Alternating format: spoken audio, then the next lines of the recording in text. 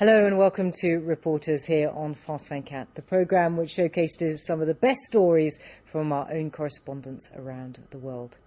Well, this week we take you to Thailand. For many people outside of the country, it's a dream holiday destination. But the south is one of the most dangerous parts of the world. For decades, a bitter conflict has been raging there between the army and Muslim separatists. After a lull in violence in the 1980s, it flared again 5 years ago. Since then, 3,500 people have been killed. Well, there are now tens of thousands of soldiers stationed in the region, but as the military campaign gets bigger, so do the accusations. Human rights groups say the army's using abuse and torture. Our correspondents Cyril Payan and Solomon Khan sent us this report. You may find some of the following images graphic. Children protesting. They try to block the road with a message. Soldiers kill innocent people. Read what is written on our banner. It is the truth. You must know the truth. Freedom, independence. 100 meters away, the army watches. Abdul Aziz, you died a martyr, is written in Arabic. Abdul Aziz, a young man from the village, has just been shot by soldiers. A patrol tries to go through. The soldiers are insulted by angry children. God is great! God is great! An older boy shows up. The demonstration disperses in a few seconds. God is great! God is great! Not far away, others saw everything. Look, I filmed all of it. So why are there only children? He go to house. Victim.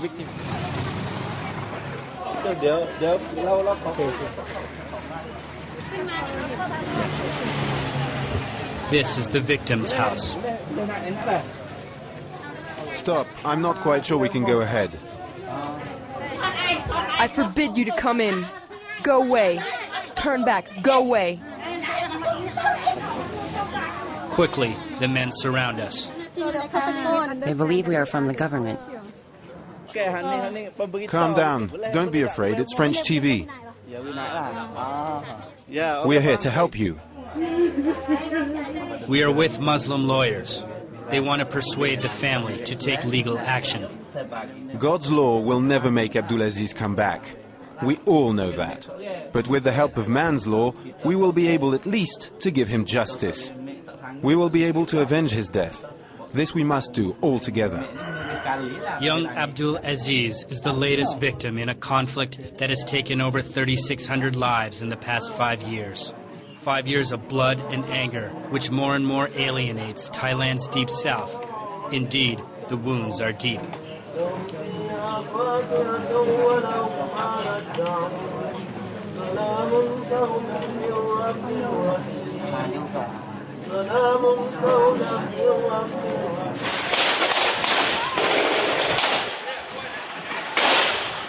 People here say the army is largely responsible. Like during the Tak Bai massacre, 85 people perished in a day.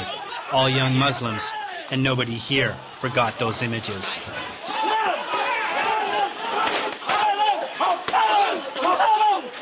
The strategy of the security forces have evolved, but not in a good way. Disappearances and killings have escalated. Torture has become common practice. We received at least 77 cases that the people complain of torture. Year 2007, many cases that we received, many detainees were kept in the prison's room, something like that. And many of them were like covered with the plastic bag and torture. And some of them was like they used the pin, no? And stuck on the nail, inside the nail, something like that. And some of them were hanged. There are reportedly 2 torture centers like this one at the outskirts of Pattani. The army has full authority thanks to martial law. I can tell you that since October, when I took my job, I have never heard about any of these crimes. When the story came out, I ordered an investigation. Whatever happened here, I can assure you, there is nothing to do with a deliberate strategy of the army. Nearly half of the Thai armed forces are now stationed in the 3 southernmost provinces. Soldiers are given immunity. It's a license to kill, according to many here, like these young Muslim activists who are meeting in a discreet place after curfew. They just received a video recorded on a mobile phone. This footage does not soften the army's image once again. This film will likely spread quickly among the Muslim communities here, with potential explosive consequences. I just think they force us to be RKK maybe. RKK, or Runda Kumpulan Kenci, meaning small combat unit, is a generic term given to an invisible enemy, ghost guerrillas, for which the government uses so much means to fight without being able to prevent the almost daily killings and bombings.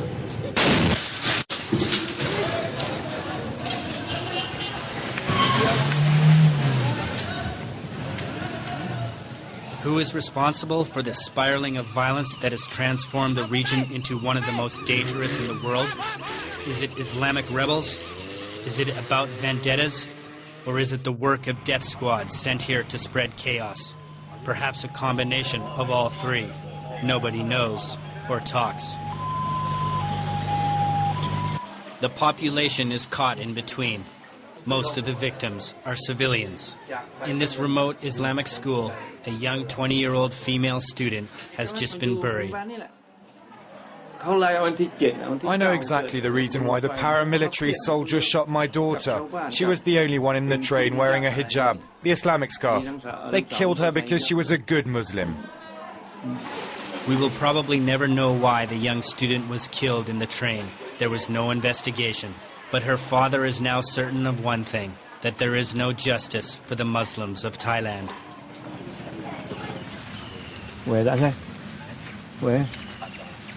It's very painful to be back here. It's so difficult for me to look at her grave.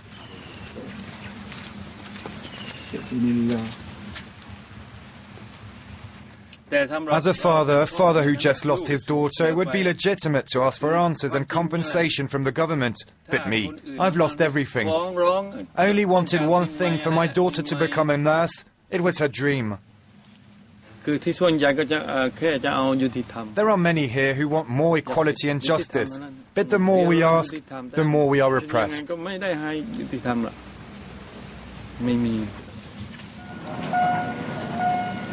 Najwa, the young student who dreamed about becoming a nurse, was shot in this very train by a paramilitary soldier, a local recruit of the security forces. We are heading south. Ahead is Malaysia. This train is often nicknamed the Death Train. Suddenly, we stop. There is a bomb alert on the tracks. Paramilitaries roam the carriages. We can count at least 15 of them for a train of only 5 carriages.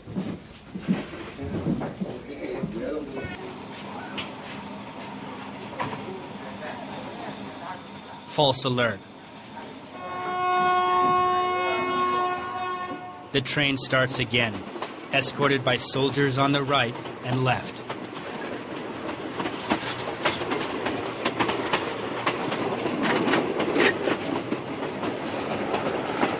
It's nearly the end of the journey for these men and women. We are not far away from the border of Thailand and predominantly Muslim Malaysia.